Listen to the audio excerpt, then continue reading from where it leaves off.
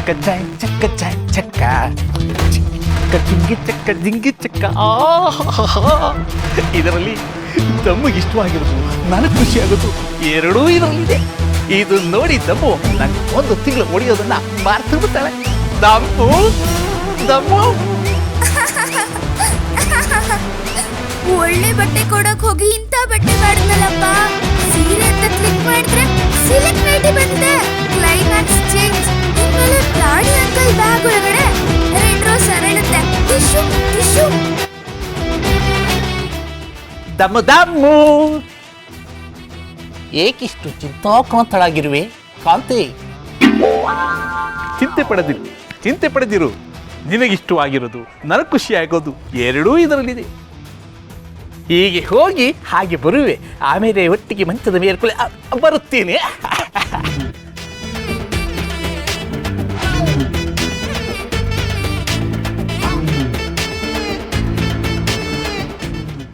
ಅಂಥದ್ದೇನ್ ತಂದಿದೆ ಈ ಪ್ರಾಣಿ?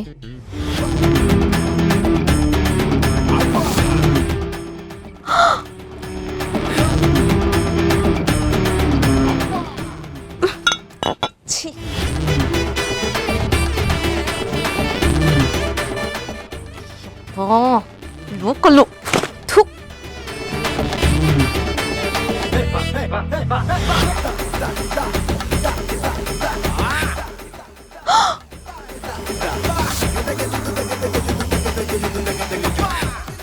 ಯಾರ್ದಿದು? ಪ್ರಾಣಿ! ಬಂದೆ ಬಂದೆ ಬಂದೆ ಬಂದೆ ತಪ್ಪು. ಯಾರ್ದಿದು? ಇದೇ ಯಾರ್ದು ಅಂದೆ? ತಪ್ಪು ತಪ್ಪು ತಿಳ್ಕೊಬೇಡ ಕಣೆ. ನಿನಗೋಸ್ಕರ ಸರ್ಪ್ರೈಸ್ ಕೊಡೋಣ ಅಂದ್ಬಿಟ್ಟು ಫಾರಿನಿಂದ ಆರ್ಡ್ರ್ ಮಾಡಿಸಿದ್ದು. ಇಂಥದ್ದು ಇಂಥ ಬಟ್ಟೆ ನೀನು ಯಾವತ್ತೂ ಹಾಕಿರಲ್ಲ, ಹಾಕಿದ್ರೆ ಚೆನ್ನಾಗಿ ಕಾಣಿಕೆ ಅಂತ ತರಿಸಿದೆ. ಫಾರಿನಿಂದನಾ? ಇದು ನನಗ? ಸಾರಿ ಪ್ರಾಣಿ. ಅಯ್ಯೋ ಇರ್ಲಿ. ನಾನು ಈಗಲೇ ಹೋಗಿ ಚೇಂಜ್ ಮಾಡ್ಕೊಂಡ್ ಬರ್ತೀನಿ. ಆಯ್ತು 2 ನಿಮಿಷ. ಆಯ್ತು. ಅಯ್ಯೋ ದೇವ್ರೇ, ಅಯ್ಯೋ ಮೊಮ್ಮಕ್ಕಳು ನೋಡೋ ವಯಸ್ಸಲ್ಲಿ ಈ ಕಣ್ಣಲ್ಲಿ ಏನೇನು ನೋಡ್ಬೇಕಪ್ಪ ಶಿವನೇ. ದಮ್ಮು ಆ ಡ್ರೆಸ್ಸಲ್ಲಿ ಯಪ್ಪ ಟಾರ್ಚರ್ ತಡಿಯೋ ಬದಲು ಫುಲ್ ಬಾಟ್ಲು ಕುಡಿದು ಚಿತ್ತಾಗೋದು ವಾಸಿ. ಹೋದ್ರೆ ಒದಿತಾಳೆ, ಕುಡಿದ್ರೆ ನನಗೆ ಗೊತ್ತಾಗಲ್ಲ. ಯಪ್ಪ ದಮ್ಮು ಆ ಡ್ರೆಸ್ಸಲ್ಲಿ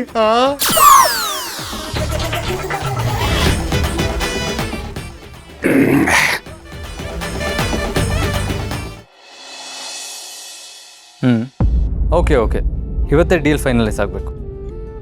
ಅದೇನೇನು ಫಾರ್ಮಾಲಿಟೀಸ್ ಇದೆಯೋ ಅದನ್ನೆಲ್ಲ ಕಂಪ್ಲೀಟ್ ಮಾಡಿಬಿಡಿ. ಯಾ ಸರಿ ನೋ ವರೀಸ್. ಬಾಸು,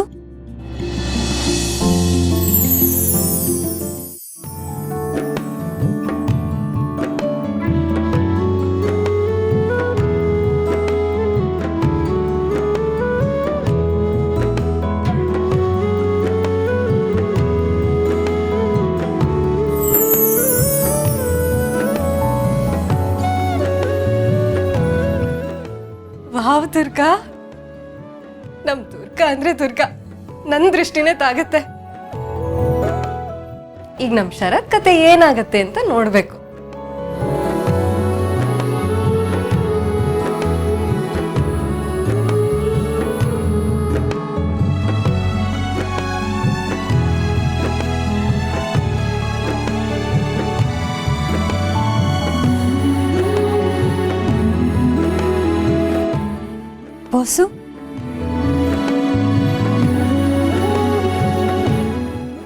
ಬಾಸು,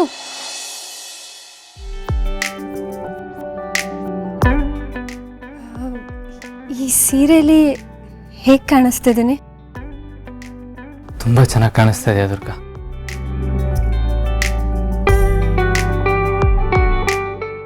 ನಿನ್ನನ್ನು ಬ್ಯೂಟಿಫುಲ್ ಅಂತ ಅಂದವರು ಒಂದ್ಸಲ ಕಣ್ ಚೆಕ್ ಮಾಡಿಸ್ಕೋಬೇಕು.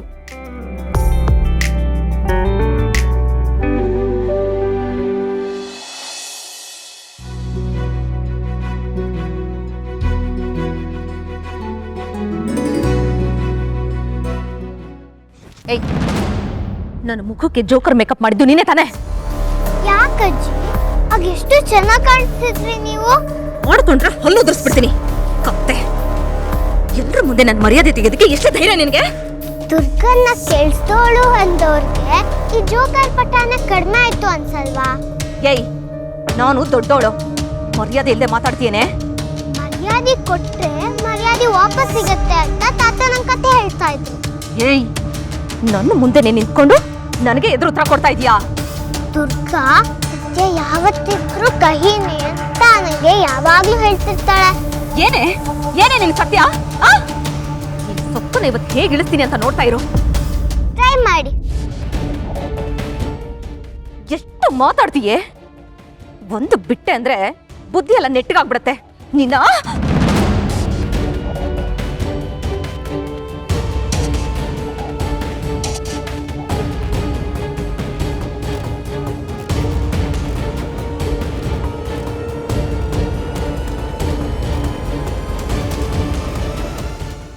ವಾವ್ ದುರ್ಗಾ, ಎಷ್ಟು ಸೂಪರ್ ಆಗಿ ಕಾಣಿಸ್ತಿದ್ಯಾ. ದಮ್ಮು ಅಜ್ಜಿ, ಬಾಯ್ನ ಮುಚ್ಕೊಳ್ಳಿ, ಇಲ್ಲಂದ್ರೆ ನೊಣ ಒಳಗ್ ಹೋಗ್ಬಿಡತ್ತೆ.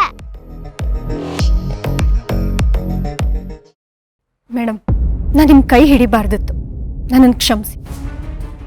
ಆದರೆ ಪುಟ್ಟ ಮಗು ಮೇಲೆ ಈ ಥರ ಕೈ ಮಾಡೋದು ನಿಮಗೆ ಶೋಭೆ ತರಲ್ಲ.